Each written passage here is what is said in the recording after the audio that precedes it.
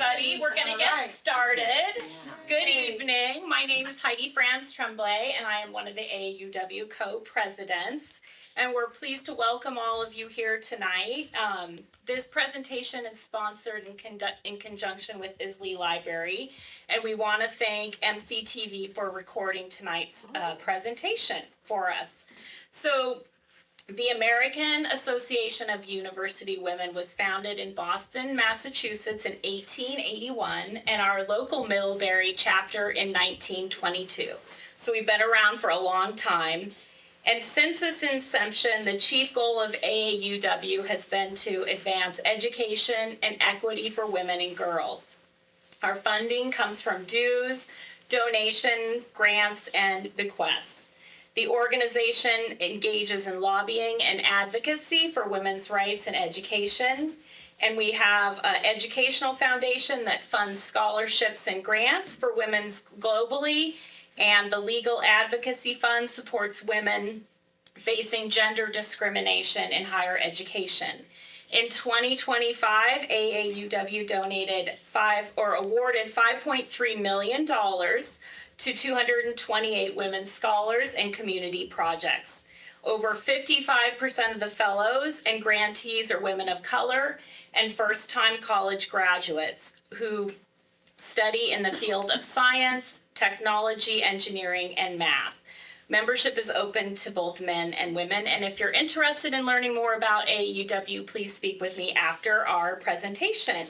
So this is our final meeting for the season. We'll begin again in fall, so look for postings in Front Porch Forum or the Addison Independent. And I'm so pleased to welcome Detective Ethan Jones here tonight. He's from the Middlebury Police Department. He's been with the department since 2022, and he served as detective since 2025. And you may not know this, but during the flooding event of 2023, he was awarded the Distinguished Service Medal and the Life-Saving Medal for his actions helping a citizen in distress. So we're so pleased to have you here tonight. He's going to talk to us about fraud prevention, and I'll turn it over to you. Thank you. Thank you for having me. Yes. My name is Ethan Jones. I am the detective at the Middlebury Police Department. Been in that role since roughly September of 2025. I am in a role as detective. In my position, I'm often speaking with somebody on their the worst day of their life, where there's tragedy, there's crisis already happening. Any opportunity that I have to talk about prevention is a really good opportunity for me. So this is a good day for me. I'm happy to be here with you guys. You're all smiling. Today's good, right? This is the first time that I am presenting this topic. Bear with me if I'm referring to notes or whether electronically or in paper. Still trying to figure out the timing of this content. So we have an hour roughly. We're going to shoot for that. I'd like you guys to be engaged with me, ask questions as they come up. Don't wait till the end, and we'll make this interactive. All right. So as I said, I've been with Middlebury Police Department for about 3.5 years. My role as a detective is I have to investigate major crimes, property crimes, death investigations, frauds, and I support the Addison County SIU, which involves investigations of child abuse and neglect and sexual assaults. As you can see, fraud is only one part of my day, right?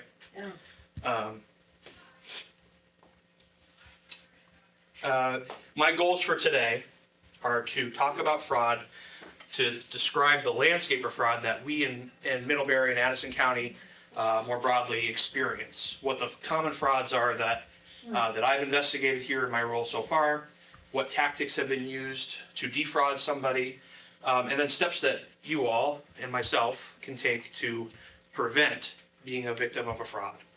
I'm not so focused on how we investigate fraud or how that's prosecuted. I will do my best to answer your questions if you have, if there's, curiosity is burning and you do have questions about those things. As I said, please be asking questions. I'd like this to be interactive, okay? This is what we're aiming for. Okay. So,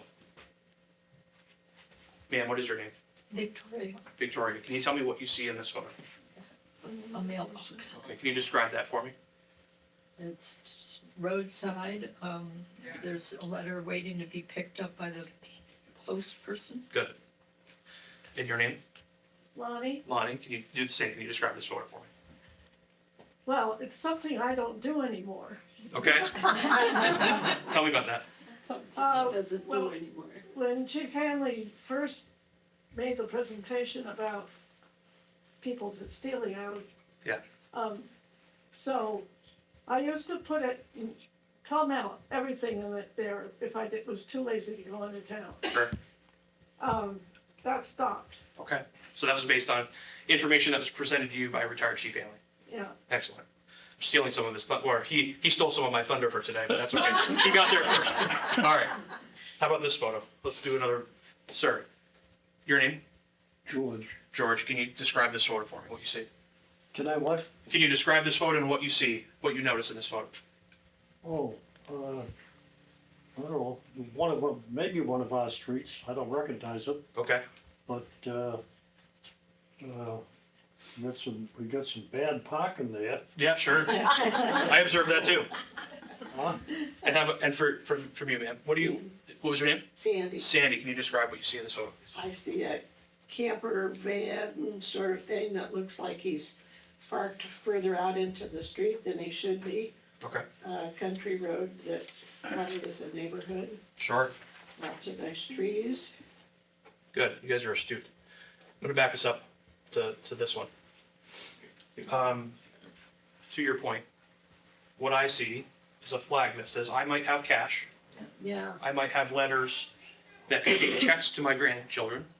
I might have letters which contain bills that might feature my personal or banking information, right? So these are things that are so benign to us and part of our daily lives, but pose risks. Okay, so we're going to talk about that. We're changing our frame of thinking. Same. I counted about 15 parked vehicles. Who in this room, and I will raise my hand because I've done it too, have left a checkbook in their car overnight?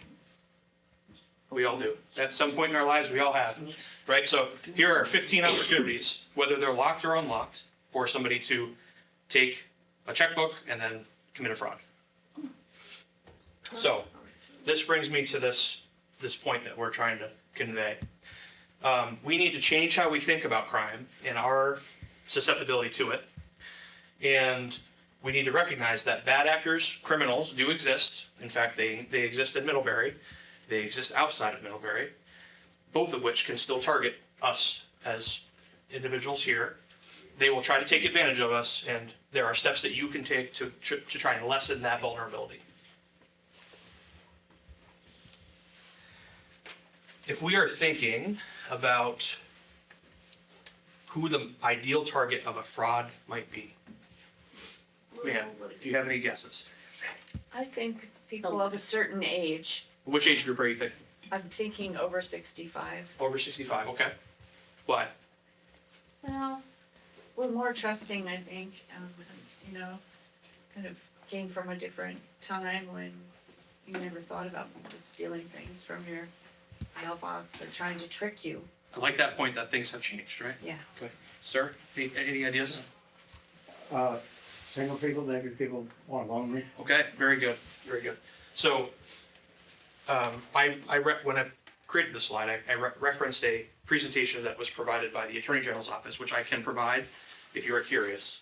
So I did not come up with this. My thinking, after having watched that, is that it might be young people too. Oh, Okay, because they have very little lived experience. It might be too trusting. All right, but to your point, maybe the older population is also trusting because they have a frame of reference which is from an earlier time where the world was different, right? But it also might be the very oldest because maybe that population is experiencing some form of cognitive decline, lack of social supports, or maybe feeling isolated. So they're more vulnerable in that sense. Who might be the highest yield for a scammer to target? Let's go to the back, sir, in the plaid shirt. Who do you have any thoughts? Who might be the best yield for somebody to target? folks closer to retirement age. Okay, why do you think that? They've worked their whole life. That's what I'm thinking too. I think that people who are of the older population have had a lifetime of wealth accumulation opportunity, right? So there are more assets, there's more liquid funding for them to target and take advantage of. So out of this room, who has experienced, who has been affected by fraud? I have. Okay, a good portion of us. You yourself, were those all hands representing your own experience? Yeah, my own. Okay, what about if you extend, so keep your hands up? All right. Are there any other hands that should go up because a family member had it? Okay, so now almost everybody.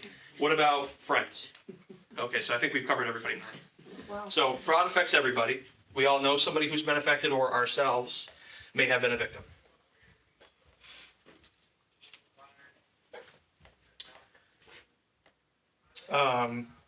Fraud is a very broad category of crime. Okay, there are many forms of fraud.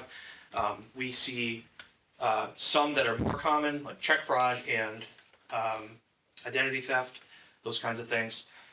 Would I surprise anybody if I told you that there was a crime titled painting or disguising horses, and that it falls under the fraud statutes? Painting or disguising horses. That's funny. Why would that be? Any theories? Well, I think people trying to change the way the horse looks to make more money to sell it. That's right. Yeah. So you're misrepresenting something that you're trying to sell, right? So fraud has there's a lot of crimes within that fraud bucket, and we're only talking about the things that are probably relevant to us tonight. Hopefully it's a more focused conversation.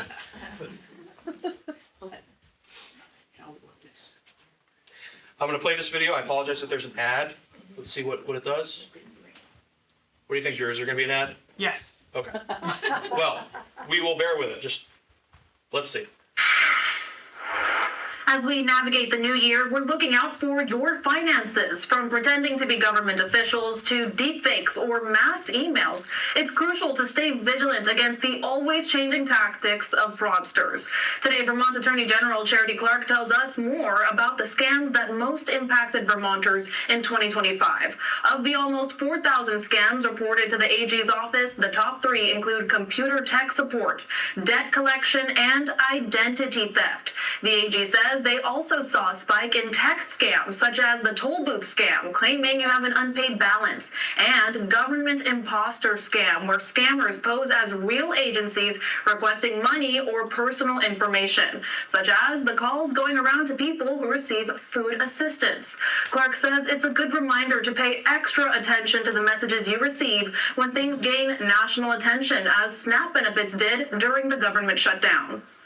I think the thing to always remember is that scammers are looking to steal your money. They're not moral people, they're criminals. So they're not following any rules other than, I want to get this person's money. So if there's an opportunity that presents itself because there's chaos in the news or a natural disaster or whatever it may be, they're going to leverage that opportunity to just steal your money. Clark says to protect yourself, if you're contacted by a potential scammer, pay attention to the tone. If they sound strangely pushy or urgent, it's likely a scam. If you win money for a contest you never entered or get a virus report from a company you never signed up for, those are probably scams too. And don't send any money or click on any links requested or sent by an unknown number claiming to be a government agency. Any surprises in that?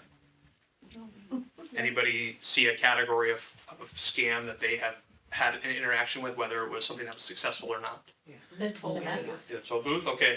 So I have not taken a report from somebody in my time in this role for a toll booth fraud or scam. Toll booth, as if you have an outstanding payment and you have to mail in something or pay online. So I haven't experienced that. Yeah. The most common that I'm seeing are imposter-related scams. We'll talk about that specifically, and check fraud.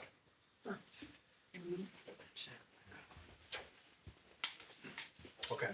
It is difficult for us to query exactly how many frauds, reports of fraud that we experience here in Middlebury, or that we investigate at the police department.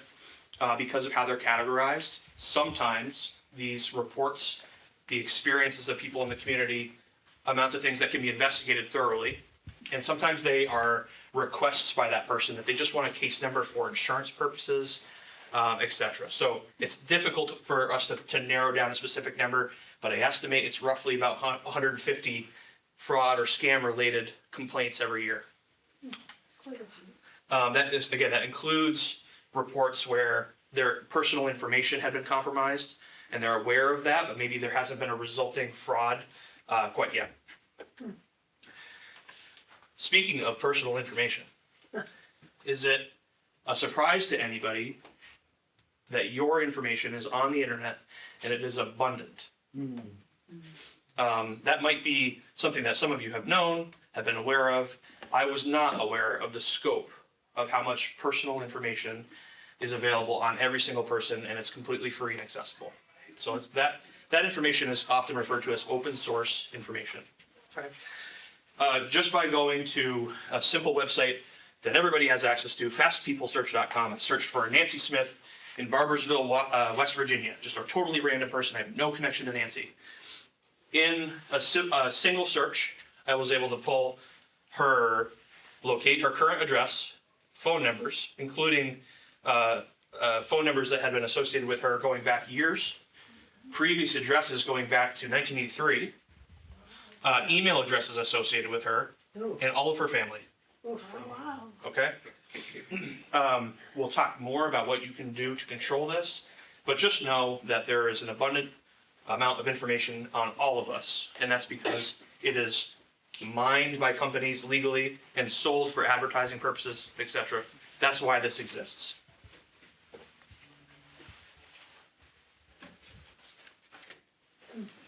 Now, that personal information, maybe it's represented here in this as kind of an example.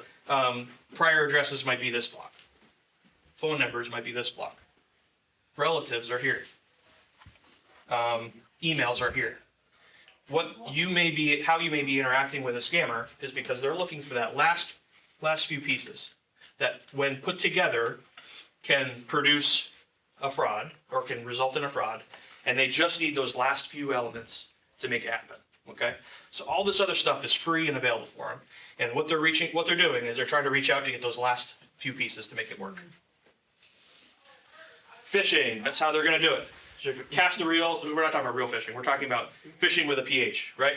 So we're talking about this phishing. The FBI defines phishing as schemes often used through a variety of techniques to lure you in and get you to take bait, hence phishing. These scams are designed to trick you into giving information to criminals that they shouldn't have access to. So that can happen a few different ways. It could be as benign as a phone call to you, soliciting that last piece of information they need, right? Or they could send an email to you with a link that you click, and by doing so, you're accessing a compromised website and then sharing some information with them that you think is trustworthy, but it's not. So that is phishing. This is the first example of a phishing scam. This is a real photo. Oh my God. So this is probably familiar to some of you. This is a picture of a case that happened last year, which we investigated, where a individual in Middlebury received, and I've obscured their name, their email, received this prompt. This is a scam email where it says, you have been charged this amount. We're going to deduct it from your account. Call us and we will remedy this. Okay. This person did not acknowledged and knew that they did not have a PayPal account, so there's something weird about this, right? And then they thought to call me and ask, does this sound legitimate? So I was really happy to have that conversation. I looked at this email. Pretty quickly, you can tell a few things. These are the things that I pointed out to her. First, I pointed out grammatical errors in a few places. If you search this phone, it is not associated with PayPal. PayPal has a different customer service line. And so I told her, in fact, as you suspected, this is a scam. This is a phishing email. So this is an example of something they're saying, hey, there's this problem call us and we'll take care of it. They're trying to get you to take the bait so that you start that conversation. What about the Costco scams? You have a question Anybody? here. Yeah, go I ahead. just had a question about that last one. Sure. I've gotten that one a couple of different times. Yep. I did today. Today, as recently as today. And I don't do anything about it, you know, Sure. I just put it in the trash, but should I be calling? So it is difficult. So we can talk about why. The most important thing is that you don't engage with it. Okay. If you do, then call us, because then we can talk about what you can do to remedy the fact that you may have compromised information, and we'll give you some advice. If you have not engaged with it and you recognized that it's a scam, you've done your part and you don't need to reach out to us. Okay. Yeah. Very good question. Has anybody had? A Yes. follow-up on that, Yeah. you know, in your Gmail, it gives you an opportunity to click on something and say, this is spam. Right. Does it make a difference really if you do that or not? I think it does. Yeah, I think it does. I think you're making every opportunity that we can to accumulate any way that we can put a magnifying glass on a scam scheme or a fraudulent scheme, we should. And the collective can, if they do that enough time, then maybe there's an intervention on coming from those emails, so that email account could be suspended by Google if it's associated with too many reports, right? So those are things that are going to prevent your report to Google, for instance, might result in there being fewer people that are actually victimized by that in the future. So I think it's an important step. Cause I get those and I get one saying that I owe money to some parking fine Yeah, or yeah, the Mass DOT for, right. you know, who knows. And I haven't been to mass, yeah. Yeah, so I'm just sorry. click spam for all those things is a good thing to do. It is, yeah. Okay. And I'm really encouraged by the thoughtfulness that I'm hearing about from you guys, from everybody in this audience, recognizing that early, and I'm glad to hear that. Has anybody had any interaction with the Costco scams? There's obviously many. No, my no prior gosh. experience. So that list, it's hard to see. I'm sorry. This is a legitimate website from Costco, and the purpose of this page is for them to list known scams associated with Costco. Oh my God. So, how many people shop at Costco out of this audience? Probably almost all of us at some point, right? My own mom fell for this. Her experience was a trusted friend, a very good friend of hers, had a text was received from this person saying, "Hey, there is a survey that if you fill this out, you get a free TV," and there's a link. So, because it came from a trusted source, my mom trusted it, clicked the link, filled out a survey, and then as she submitted the survey, said, "Ooh, I shouldn't have done that." So we talked about what she could do. Her device was inspected for malware. So there was really no harm that came of it, but it just showed that because it came from a trusted source, her guard was down, right? So there's lots of Costco stuff. What, I don't understand how that one works. Sure. So yeah, good opportunity here. So Did she verify that her friend sent that message? it was actually not sent. So it's like a hijacked text message in a way. That's what I was thinking. Yeah. So this is an example of a phishing scheme in which a seemingly legitimate text message is sent to a person, and then there's an invitation for you to click a blue link to bring you to the survey, right? And by doing that, you have then just opened a door to viruses or malware on the device.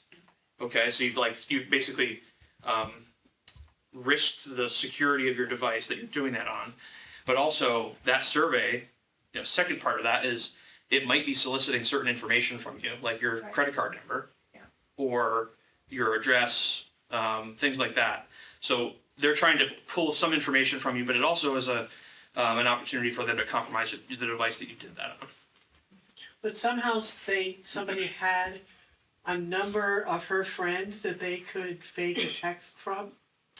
So what I suspect happens is actually probably my mom's device also sent some kind of fake message out, right? Because they've now hijacked the phone to be able to do that, right? So I think this whole situation could repeat itself with people legitimately resharing these survey links, right? But I think in this case, it was actually kind of like a malware associated thing, like doing it automatically. And I don't remember her conversation with her friend, but she quickly learned that it was a scam.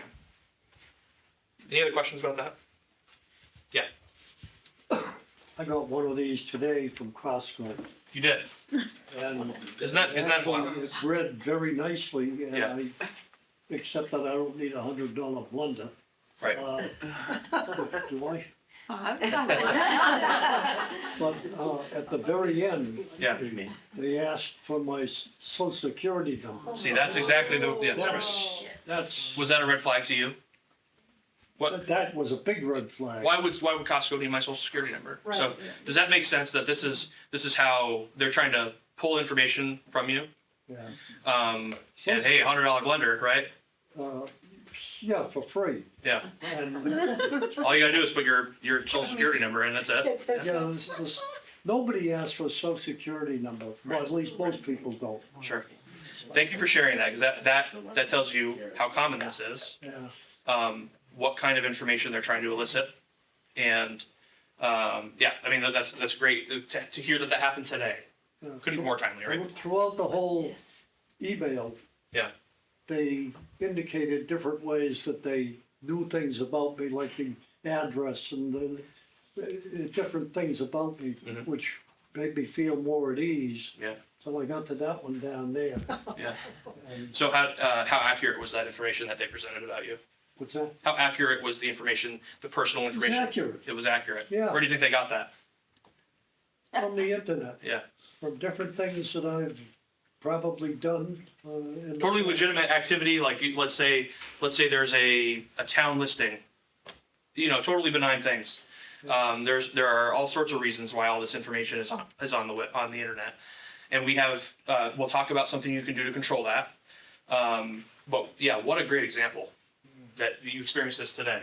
And they're, like I said, we're going back to the building blocks, right? Yeah. They had many of those components, and they were looking for that last piece. Then they're going to open a line of credit in your name, right? Thank you for sharing that. So, this brings us to what can you do when it comes to phishing specifically? Okay, so do we understand what phishing is? They're trying to get they're casting that out, that lure, they're trying to hook you, and then they're pulling that last bit of information they need for that fraud. So what we can do, don't click on links. You can inspect links. We don't have enough time to really teach you that. So my rule today is that we are just going to say, no, we're not going to click the links that they send us. We can look up the phone numbers that are associated with these companies. They may not match. That's an indicator. We'll examine everything, URLs, emails, any correspondence, and we'll get the opinion of somebody else to tell us if this looks legitimate or not. We're going to be careful what we download from media online, like whether it's an email or text. Are we familiar with what dual authenticators are? No. Dual authenticators are when a website like your bank, your financial institution says, when you log into our website, you are going to enter a password and you're going to get a text on your cell phone. Yeah. Okay, that's dual authentication. Yeah, okay. So if your password is compromised, there's another layer protecting you. Got it. So every time, a rule for you guys from here on out, if you are given an opportunity to establish a dual authenticator, you will say yes and I will do it. Sometimes they call Say that it again? two-factor. Two-factor authentication, yeah. Yeah. So anytime a trusted website like your bank gives you an opportunity to use dual authentication or two-factor authentication, you're going to accept that and say, okay, I will do that. Accept it. Oh, Yes. I thought you said they offered it. No. And it takes you an extra moment or two to log on, but it's really worth it, right? I mean, you should just do it. I have. It's annoying sometimes, but it's safer. To make this even a stronger point, yes, Would you say Face ID is a good, I don't really have much experience with that. I don't know. In this day and age with AI and whatnot, maybe that could be compromised. Drew, Is not secure. not secure. There's the answer. I'm glad he's here. I've never used it. I don't know. So, good questions.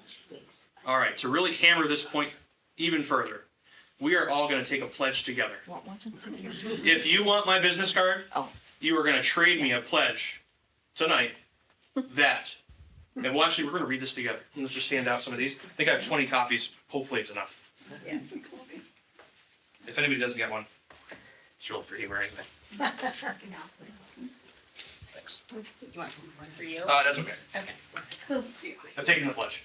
You know what's similar to that? Yes. I've gotten a couple of calls that I've won like, oh, this big thing, you know, and they give me a number, I don't call it, but, you know, like, We'll talk with the sweepstakes that you didn't enter to win, but you won anyway, right? yeah, Yeah. that's right. That's but- right. And I don't respond, but I've gotten a lot of those. Okay.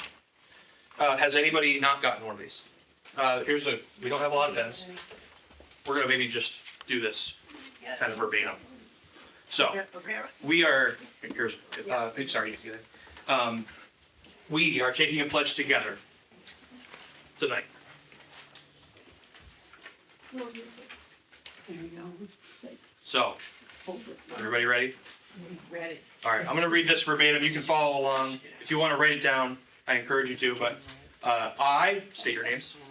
Okay, solemnly swear that I will not click on links sent to me from unknown sources or which were sent to me in an unsolicited manner without also practicing general due diligence, which will include a careful inspection of the link and seeking input from a trusted third party. There you go. Okay, everybody agree? You've signed and dated it. I do. I'm actually surprised that I would have put a period after it was sent to me in an unsolicited manner. That's fair enough. Next year I'll make that change. Because it just leaves some openings there. Fair. So what did you do? I get news, you know, it's a subscription. Mhm. And it'll give you a lead, and then there's a link. Is that a service that you've enrolled to, that you've taken a step to subscribe to that, Yeah. right? That's something that you solicited. That's what I mean by that. Like, Yeah. you have invited that material to come to you on a weekly or daily or Yeah. bi-week, you know, so you're expecting that. If you got a similar email from Joe Blow. BBC, is that something that you've subscribed to? Is that a service that you've paid for? It is not one. Okay, so that might be something that stands out to you, like, Yeah. I don't remember signing up for this, so if that comes to you, that's a surprise. And so there's something about that you should question. Yeah. Yeah. I think I delete a lot of stuff, and I figure if they really want, They're gonna call you. Something else will happen. yeah. Drew? Can I just say about phishing before you move on? Yeah. If you have if you fill out security questions, and like one of the questions is my grandson's name, don't fill them out with the real answer, because all of that information is on your Facebook. It is freely available on the internet to find out your security questions. Nancy's entire family was on the internet. And so I have Nancy's email, and now I have Nancy's life. Right. It's that simple. So like, try not to do security questions. Do multi-factor authentication. Yeah, yeah, your social media can be totally open as well, so your first pet is not even, you know, like, they have all this information, they will find it. Any questions at this point? Yeah. Drew, in the days gone by, and maybe still today, your social security card was your personal thing and you never Right. had to reveal it. Mhm. But now there are occasions when somebody, like medical sometimes, Mhm. and I can't think of what else, but they will say, you know, what's your social You need it, yeah. security? No. And you may need to give it, right? Well, or- yeah, you're obligated, I guess, but shouldn't you be hesitant to do that?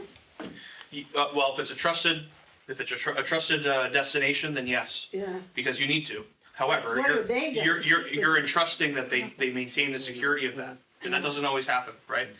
We will talk about it. I've had my social security number compromised. It was in a federal database, so that's not any fault of my own, right? I had to give that social security number for that context, and then there was a 15 million person compromise, and so all those social security numbers went out and were used. So, yeah, there are legitimate reasons that you have to use that information or provide that. but just recognize that people successfully steal that. Why do the doctor's offices, why do they all have to have your social security? Just because it's a unique identifier to you, I presume. But I mean, and like, so you have all these records, you know, all these doctor's offices with your social security. sure, yep, I don't disagree, yes. But it's not required anymore. It used to be that they used the social security, that used to be associated with your insurance ID. And now if you'll notice on your insurance card, it's not your social security number anymore like it was 40, 50 years ago. So I don't have. And did you have, I was asked for my social security at UVM last week at here at the PT thing in Middlebury. And I said, do you really need that? I don't want to give it. And they said, oh, that's all right. And they asked for what something a great else. question. Do you really need this? Like No, my not zip really. code or something. Yeah. Okay, good. So don't do it. Okay. Yeah, They don't need it. there may, of the 10 opportunities that they ask for your social security number, maybe they're not all It just necessary. was the first question that came up. Yeah. But is that health insurance? I think the health insurance companies want it. So. They may. I didn't know how to refuse them. You know, like the supplemental, you can change that and. Or maybe they can And- provide a and they- secure means for you to provide that. Hmm? Maybe they're calling on the phone asking for that, and you're like, this is pretty suspicious. I don't really want to give this over the phone. Well, But maybe there's some other means that you can provide that sensitive information that you're comfortable with, right? But their possession of it, you still have to be comfortable with it because sometimes it is necessary. So moving on, we're going to talk about we're going to pivot a little bit. So we've talked about phishing, scams. Now we're going to talk about check fraud. This is by far one of the most common forms of fraud that I interact with in my role. So this can happen a few different ways. There can be stolen checks. There can be modified checks. And we'll explore each of those. Stolen checks. This is an image of a fraud that we investigated last year. This was a case in which a Middlebury resident had a checkbook stolen out of her car, and unknown when that happened, but she started to see these fraudulent withdrawals from her checking account. What happened is the checkbook got in the hands of the wrong person, and then traveled up to the area of St. Albans, and that person was just given blank checks. Oh my gosh. Okay, so she fortunately noticed the activity quickly. Within a couple days, the bank, National Bank of Middlebury, was able to intervene, put a freeze on that account to stop that activity. Okay.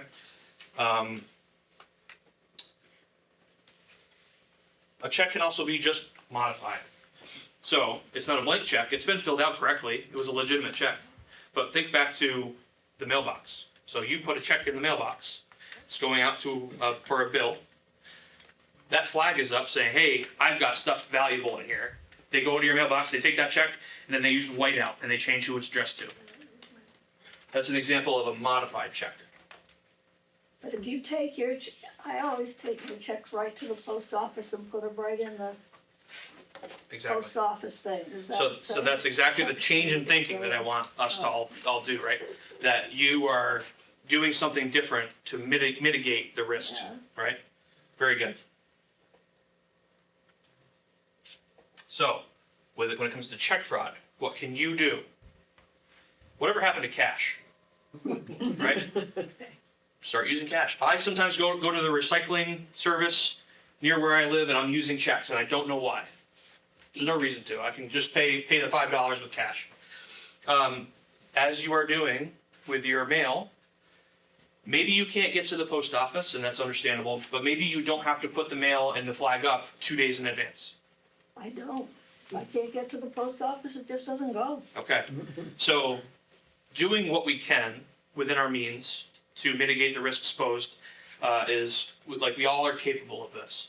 We can bring it to the mailbox, or to the post office rather, direct, or we can maybe not leave it for multiple days with a flag up saying, hey, I've got valuables in here. When it comes to our vehicles, not leaving checkbooks in our car, locking up our vehicles. Yep. And if we bring our mail to the mailbox, we should not, to the post office, we should not put the mail in those big boxes that are outside. because people have been known to go in there with Reach something in. sticky Yeah, and pull out Sure. other people's mail. yeah. I haven't encountered that here, but that does happen. There was a case, there was just a news story. Yeah. How recently? Oh, 2 or 3 years ago, maybe. Okay, yeah. Yeah. There was a news article about, I think this happened elsewhere in Vermont pretty recently, but, yeah, there's all sorts of reasons people are gonna try to get all your mail. And then, what does the magnifying glass signify? We haven't really talked about that. Another step that we can all take is actively monitoring our financial accounts and our credit. If you notice activity in your accounts, obviously you need to look into that more. I didn't go to that store on this date. Ask those questions. Checking your statements. Sometimes the reimbursement or like your coverage of a fraudulent transaction is contingent on you notifying the bank within 24 hours for some institutions. So the more that you do this, the more you are protecting yourself and are potentially backed by the bank. Okay? So, another little transition. We're going to talk about other forms of fraud, which are less common in my experience, but they're worth talking about because they share a common theme. I got that. You did. Who said that? You did? Yeah, it was amazing because the voice sounded just like my grandson. There you go. So, what we're referring to with a grandchild scam is a circumstance in which you get a telephone call, and it's somebody purporting to be your grandchild saying, "I was just arrested. I need bail money now. Please don't tell mom." Right? So they're establishing they need it now. It's maybe just a couple $100s that'll get me out of this pickle, or it may be for legal fees or medical expenses. It might not be like a jail setting, right? There's been an accident. We're at the hospital. We need money now. We're in a crisis. This guy said he had an accident, and I said, "So when did you get a car?" Good critical thinking, yeah. The other thing is sometimes those scammers hang outside of hospitals. Like I came out of Porter Hospital one day. Yeah. And the next thing I know, I got a phone call that said my grandson was hurt. Well, my grandson wasn't at Porter Hospital and I knew that, but they knew I had been there and they tried to get, Really? yeah, Yeah, it's amazing how perceptive they are, or it's amazing. how much the steps that they will take. Yeah. Right? Anybody else experience this one? Somebody in my family did. It didn't work, thankfully.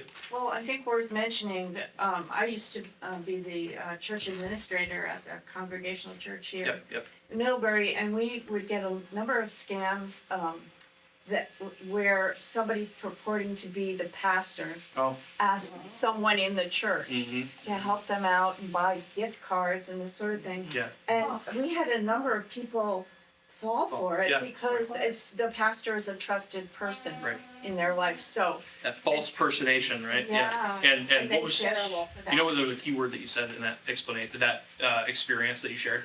Gift cards. Yeah. Okay, we're gonna come back to gift cards. Yes. I'll just mention my 90-something-year-old mother-in-law got a grandchild scam. It was actually great-grandchild. Yeah. My granddaughter, and fortunately, I had trained her to never say anything to anybody on the phone. Right. And to call me if she got any weird calls. So That she called trusted me third party. and she said, I just got this call from Kiara. And I'm like, what? Right. And I quickly determined by texting my granddaughter that it was fake. And then I called my mother-in-law back and said, you did the right thing by just hanging up and calling me. But If you're that trusted third party, you were able to intervene and interrupt that cycle. and that was my training her that no matter what kind of a call you get, if it sounds at all weird, don't give him any information. Right. The other one of those calls is you want $1 billion at such and such of whatever that's going on, and I said to myself, We're gonna come back to one of those real shortly, The next one, public official scams. This could take a few different forms. So, sometimes we hear about the law enforcement one. It's like, there's gonna be a warrant issued for your arrest if you don't pay this money right now. Okay? We are not calling you to tell you that there's gonna be a warrant issued for you. We certainly aren't gonna do it on the requirement that you give money. Town officials, could be something a little bit more less suspecting, less suspicious, right? Could be somebody saying, hey, we're gonna fee you for this permit, or we're gonna bill you for this permit if you don't do something, right? Local governments, local and federal governments, which could include agencies like Social Security Administration or the IRS, threatening you with a loss of benefits if you don't take an action. Might not be asking for money, it might be asking for you to do something else, give information, right? So again, if you don't send us this now, these are the flags. Bank imposters, similar thing, right? I mean, you name it. Could be any entity can say to you, you need to do this now. So their goal is obviously to get more information from you or money. We'll talk about what. This is a little out of place. Just stop. Just give yourself the space, the time. Isn't urgency one of the things that they force on you? You Yeah, have so to do that's it where we're at now. Yeah. What's the common thread in all of these experiences? Is that urgency. Yes. So for you, that urgency, this can be like all these scams can be a positive outcome. Like, don't miss this opportunity. You're gonna lose out. Act now. Or it could be a negative consequence, like an account closure or loss of benefits. So it could be a threat or a carrot, right? Again, the common thread being the urgency.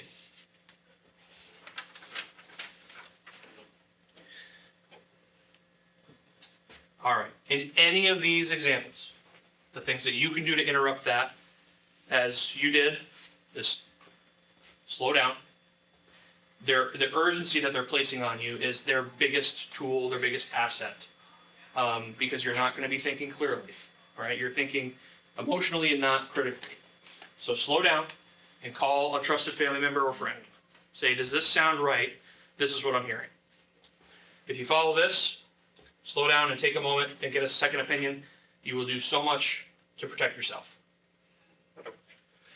That urgency is not the only emotion that they may target. Other emotions are targeted too. This brings us to our next example. This is not a common one, but it is one that I've investigated within the last half a year. Romance games. Oh, yeah. Okay. Anybody recognize the two people on that screen?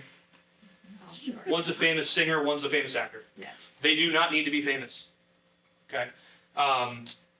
I recently investigated a fraud in which a member of our community was approached by somebody purporting to be a famous singer, and that they were going to move together and buy a house, but they were asking this person to send money so that they could put a down payment on a house.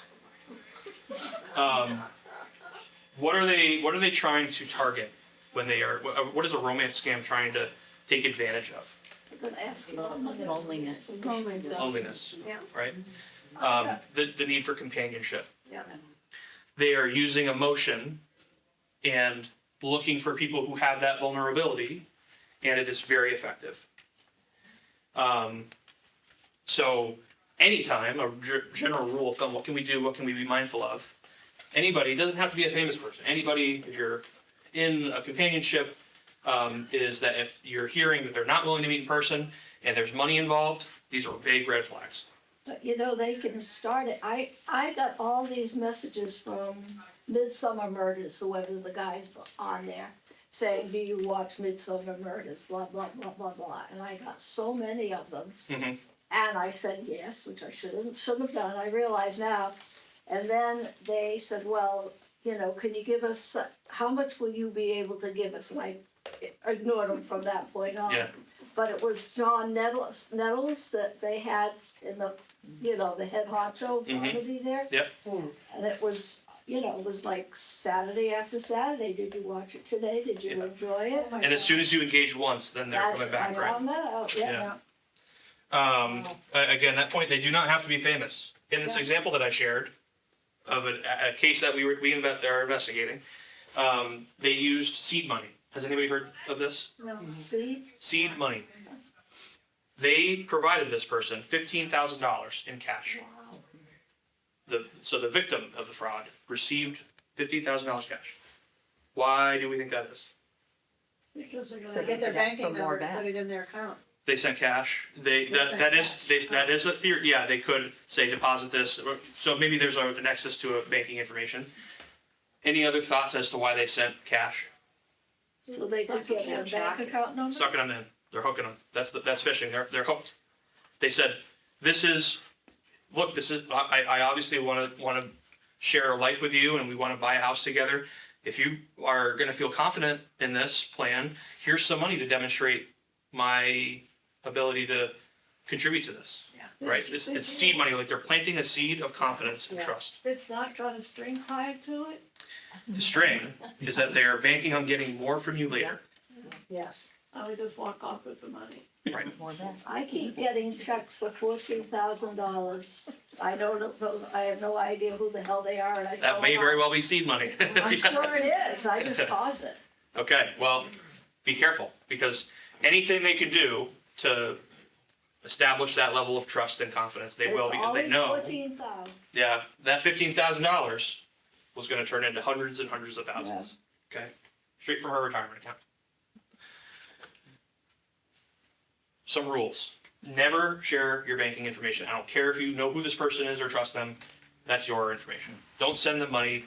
And to your point, don't hide that experience or that interaction, that request from other members of the family, because that is somebody who might, on the outside, be looking at the situation and going, something's not right, and they may stop you and say, we need to think about this more clearly. That makes me think of something that might be related.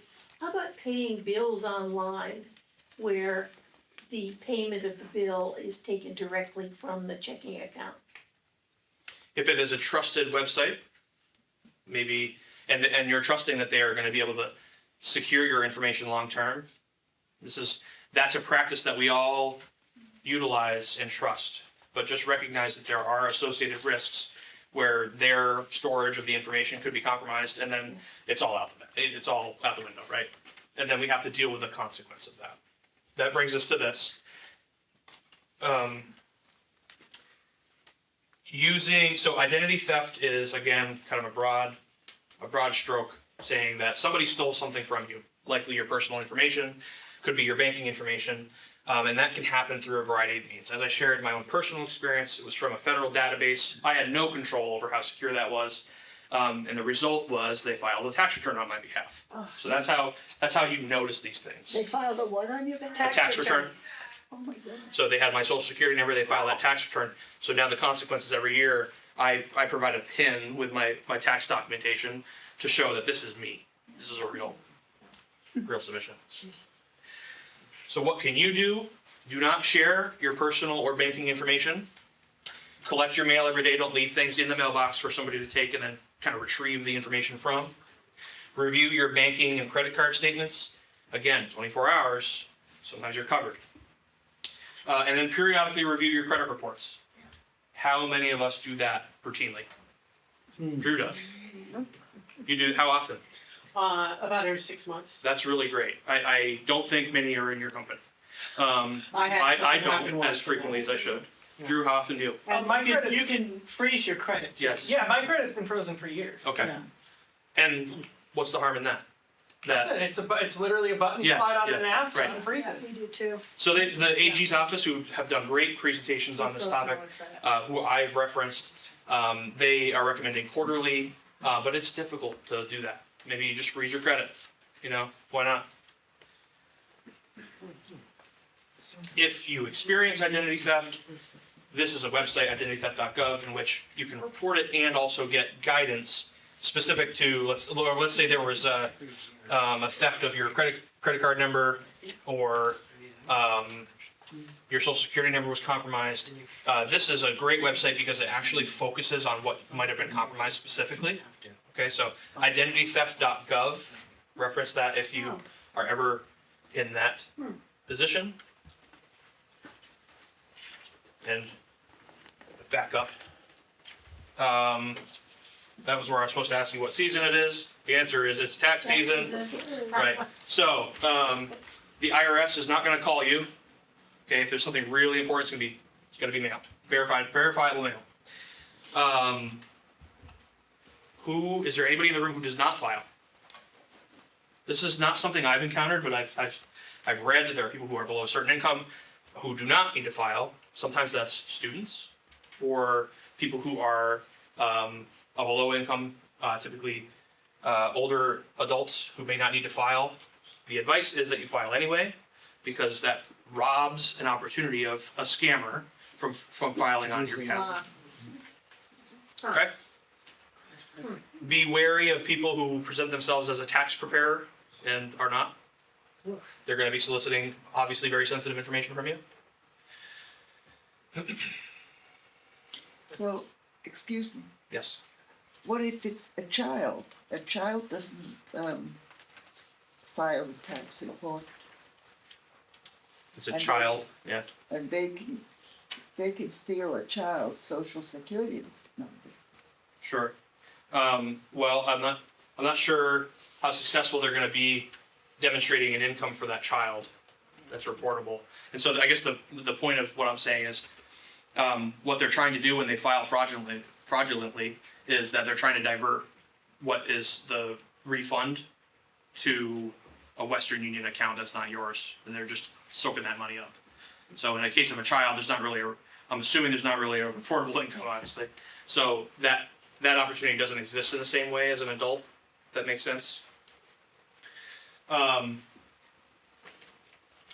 skipped a slide. I wanted to come back to this. What do you say the key word was in your experience? Gift right? card. Gift card. We're going to spend very little time on this slide. I want you to take away two things. If you hear the word gift card, flags are going up, alarms are going off, maybe a scam.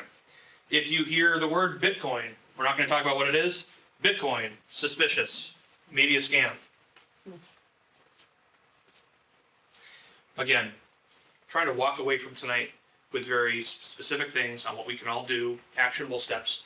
The first one, slow down. Take time. Don't be rushed.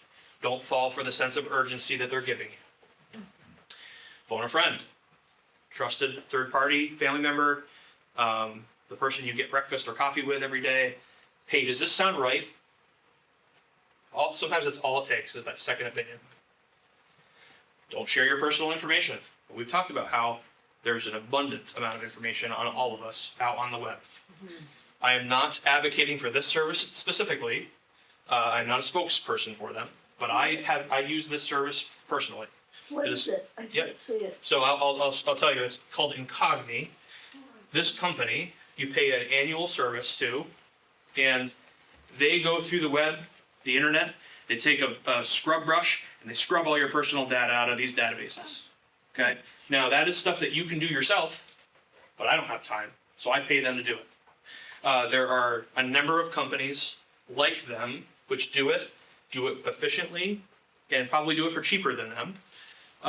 But I use that service because I want there to be less publicly available information about me, my family, my personal information out there. How do you know that that's legitimate? I can't even see what the name of it is. What are you asking for right now? That, you said that's the one you used, and I said, how do you know that's legitimate? How do I know that this is a legitimate service? Yeah. Because I pulled it from their website. So this What's the name of it? I can't see it. Incogni. And if you and I want to talk about, if you want me to send that to you, I will, so that you feel like you are getting a trusted website. Did somebody else have a question on that? Yeah, I'm curious, what's the annual fee for that? I think I paid about $100 a year, which to me is worth it. In my role in the law enforcement's context, sometimes there are people who don't like us, and so I approach that service from a little bit of a different avenue, but it is still important to me. Yes. Have you noticed after using them that you're not getting as many scam things, and have you actually really noticed that it's helping? So when it comes to scam prevention, I can't say that I've noticed that. But what I do is I go and I see how effective they are at removing, and it is extremely effective. It takes about 48 hours. This is all like computer algorithm based, very effective at removing your information. But again, I'm using this service for a little bit of a different context. Whether I can't say that it's prevented me from being approached from a scammer. I can't say that definitively. But they can't, but when you've tried to look up your information, say it's been erased. That's right. It is highly effective in that. It is very effective at removing the information. I just can't say necessarily that in the context of like fraud prevention that I've noticed that yet. And I I'm mean- just wondering, like, Yeah. you know, legitimately, for instance, my name is on the website of the opera company I run in a number of places. Yeah. And that's legitimate. Yeah. Would it try to scrub my name from there? It may. if I- It may. There have been news stories about cases that I've investigated. My name would be associated with that press release, and it has removed some of that. So it almost sometimes disassociates you from legitimate press or uses of your information. Yeah. But it's worth it to me. So, yeah. Drew, did you have something? Well, it's just, it's mainly used for search engine optimization to remove the ability to search somebody. Mhm. Cause they can't come into your website and take something away from it. That would be hacking and then you'd investigate that. Right. But it means I can't go to Google, type in you and see all the things you're associated with. It's removing those Google spiders from searching information. Right. So your name, yeah, thank you, Drew. Like your name's still associated with that. It's just the search, that Google search is less retrievable. Yeah. And I can say that's effective, because when we knew you were coming, we wanted to be We tried able to find out Yeah, stuff yeah. about you. Exactly. Yeah, it's really good, yeah. Wow, I pay for a great service. It's great. You're getting your money's worth, Good. yeah. Perfect. I'm glad to hear that, actually. Some weird things happen to me. I have been in bed and I have been on FaceTime. And all of a sudden across FaceTime will come, you are being tracked or you are being hacked. In which case I immediately get off. But if I'm on the web and I'm watching like All Creatures Great and Small, something that's. Great show, by the way. I Yeah. know, and something that's, real, Yeah. I don't get that you are being hacked. And the same thing happens, you know how when you have Google and you see all these little things that you can read? Mm-hmm. If I go from one to one to one to the other, I will get, you are being hacked. or Is that you're on the same being device that you're experiencing this when you're On the same one? same device? Yes. Yeah, maybe So that I- device is compromised. Ah, Maybe there's malware on that device. Right? So what you could do is bring that to Best Buy. okay. Any other suggestions? Like in terms of where she can get that device inspected or cleaned from malware? Right. In town, what's that one? It's Okay. Somewhere. Bring it to somebody and have them inspect for malware. Okay. Yeah, no, good to bring that up. Just in the interest of time, let's continue. Again, you've committed to me that you are not gonna click the link, correct? Yes. Personal accountability, okay. Put that on your fridge. The thing that we passed out, put it on your fridge, that's where my business card is. We've all made that commitment. Again, there are strategies that you can employ to inspect the safety of a link. There are legitimate links that come to you in your email correspondence, for instance. We don't have time for that right now. You can take additional training on that perhaps. Maybe you can dedicate more time for that in the future. Tonight, we're gonna walk away with a healthy skepticism of anything with a blue link, and we're not gonna click it. Again, critical thinking. If it's too good to be true, it isn't true. If you didn't play the lottery, you didn't win. Right? We talked about that earlier. Like these are things that sound so obvious, but in the emotion of the moment, with the urgency, and hell, $1 million, maybe we can fall for it. All right. Monitor your credit report. Some do this periodically, some do it never. Drew doesn't have to because he froze his credit. Great strategy. You can do that for free at this website. If you would like some advice on how to do that, I can correspond with you later. The Attorney General's Office, who you saw presenting earlier in that WCAX video, offer a program called the Consumer Assistance Program. It is free, state service, where you can report scams even if they don't work. And that the purpose of that, even if it doesn't work, is that you're notifying the state about scams that might affect other Vermonters. Okay, so you're gonna call them if you need scam prevention tips or something happened, was successful, and you need some advice on how to recover from that situation.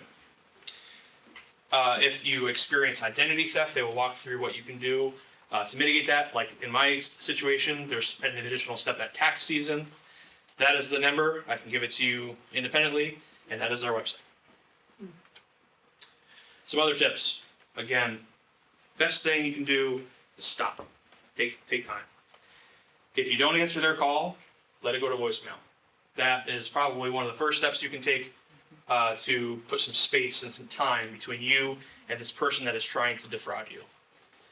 If you notice a suspicious email, we've talked about that for a few of you, move it to your junk mail and report it. And if you are a victim of a scam, again, this happens to everybody. We try to mitigate the effect as much as we can, but immediately report it to the financial institution involved. If it's affecting your banking information, they're the first call to make. We want to freeze your account so that there's no harm. There's not. If we can't interrupt the harm from happening at all, that we stop it from continuing. We're going to report it to the law enforcement agency in your area. If you live in Middlebury, please call us.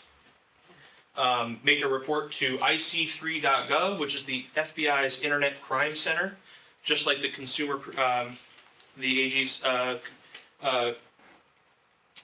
service.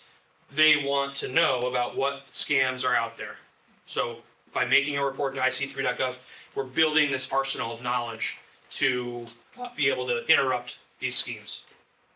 And if your information, personal information is compromised, go to the website that I showed you previously. And call us, okay? I'm always happy to have a conversation about something that seems suspicious or something that you experienced and to point you in the direction of ways to get out of that situation, okay? It's a simple phone call. I'm happy to do that preventatively, proactively, than I am to have to sit down with you and talk about how thousands of dollars were stolen because somebody took advantage of you. I had to call there once and I found, I don't know who was at the other end, but they couldn't have been more helpful. Good. And they tell me, okay, that's happened to you, and this is what we're gonna do. This is the Middlebury Police Department. Mhm. This is what we're gonna do to follow it through. Good. We want to support you and do what we can to mitigate the harm. So call us, even if it's a question, no harm has happened. We're happy to still talk. So, any questions? Okay. No, thank you. Thank you so much. Now, honorary member of the AAUW. So thank you for your time. We appreciate it. Thanks, everybody. Yeah, thanks. My card has been distributed. The other page was kind of a joke, but we are going to take that seriously. Yeah. Put it on your fridge if you want to. My card is there. Call me if there's questions. Great. I'll hang out for a minute. If we have other questions, I'm happy to. Yes. So with voice cloning, and they say that that's been happening more often in grandkids that sound like them, and supposedly they only need a few seconds to be able to clone your voice. It's not something that it's amazing. Wow. The pace at which things change, right? So how about all these? This call may be monitored or recorded for information purposes. How long are those recordings kept floating around? Right? Who knows?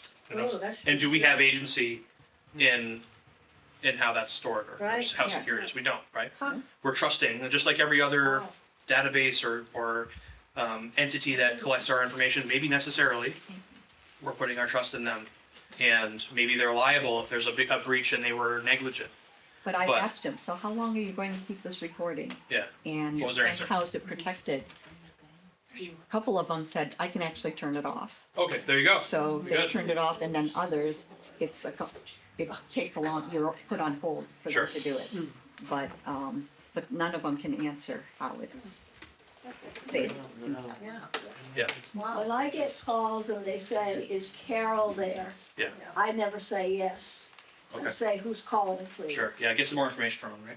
Yeah. See if they can. I offered it, I always say to whoever they're asking for, I'm sorry, they're not here now, so I take a message. Yeah, that's a good strategy, right? Let it go. That's like letting it go to voicemail, right? Yeah. Like you're just interrupting that workflow for them, which is good. Was there a question over here? Yes. I was just wondering, you said that to see what is exposed on the internet, you quote, is it opensource.com? So open source is a term. Oh. That's a term saying like that's just like like calling that public information what it is. So there are hundreds of websites that feature that information. Many of them are free, and very accessible. So there's not one place to look for that information. The True People search happened to be the example that I just pulled up for this example. True People search, and you can put in your name and see what kind of information's out there. It'll shock you. Yeah. The Yes. other thing is, I was I'm sorry. wondering, for security on your phones, which company do you recommend? I don't really have a good recommendation.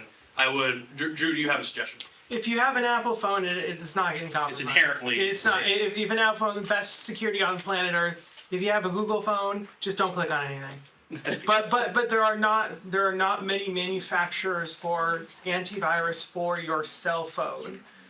The ones that claim to be are usually scams because cell phones operate really differently than computers. If your phone gets compromised, if you restart your phone 99 times out of 100, that clears up the problem because phones do not initialize anything when they first start up, whereas computers do that.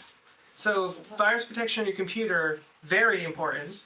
Virus protection on your phone isn't a well-trotted industry. And again, if you have an Apple phone, don't even worry about it. Malware? Drew, you know that you're going to present this to me next year, right? Oh, yes. Quick But question on mail, you get in the mail about offers from a credit card, and maybe even a credit card that you have, but they're offering something, a better something. A new card for that company. Yeah. Yeah. Should that information be shredded, those mail? I do. Okay. Not sure if it's necessary. All right. What information is on it? Your address, your name. It's not going to list account information. Right. But what's a couple shreds, Okay. Yeah. Any other questions? I've always found to check credit report, I just get nervous because I want your social security number. Yeah. And I just like, should I enter this and it's online and Yeah, it's a balance. And we have to, when again, we've talked about this a few times, when it's necessary, there are reasons to share information. We just want to make sure it's as secure as possible and we're doing it for the right reason. But if you need to do that for the sake of monitoring your credit, then you may have to. I volunteered for an agency, and the agency computer was hacked. And the group took over the computer. So it was turned off, they turned it on, turned it off, they turned it on. So if that ever happens to you, just turn off the Wi-Fi.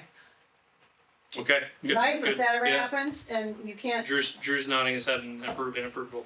Yeah, So, good. it was really scary. They wanted all of the finances from the organization to hack into the Yeah. finances and take the money. Totally holding it hostage.